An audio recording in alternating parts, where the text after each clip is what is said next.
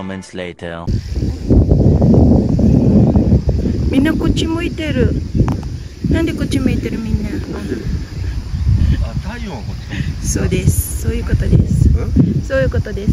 みんな太陽に向かってる。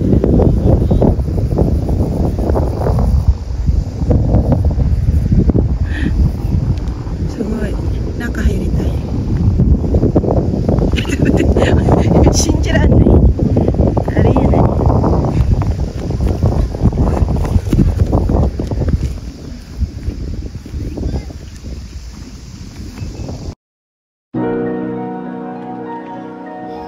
Hello everyone, this is I Vergara again, and welcome back to our another vlog.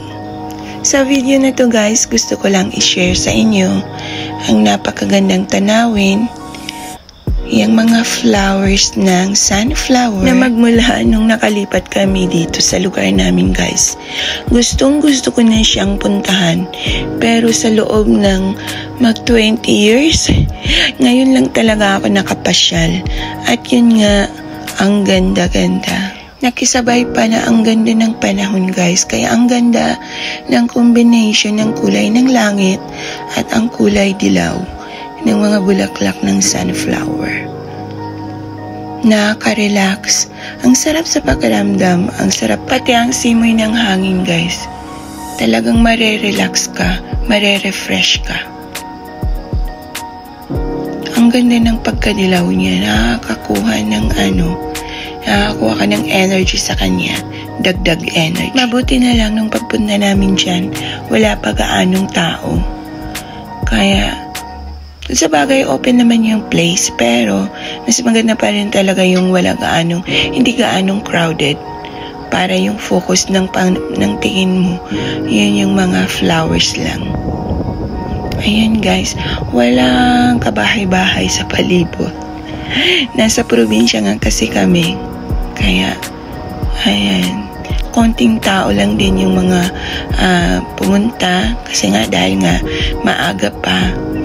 Ayan. Talagang yung pagka-green ng palibot ng mga puno at bundok. At yung yellow na kulay ng mga bulaklak. At ang kulay blue na kalangitan. Super perfect. Ayan. Magmula sa bahay guys, siguro mga nasa 1 hour ang biyahe papunta dito kapag dire-diretso. At walang traffic. Ayan guys, mayroong mga mangilan-ngilang bahay sa doon banda. At yung dito guys, parking. At sa banda doon, mayroon kang mabibilhan ng mga pagkain. Ayan, di ba? Ang tahimik ng paligid. At syempre, sa atin, kailangan natin ng peace of mind. Kaya napakagandang lugar ito guys. Hindi pa gaanong mainit din ang panahon kahit sobrang terik yung sikat ng araw. Dahil nga siguro bundok at yung malakas ang ihip ng hangin. Kaya ako'y nag-enjoy at na-relax ng konti sa lugar na to. So, yun lang guys. Bye!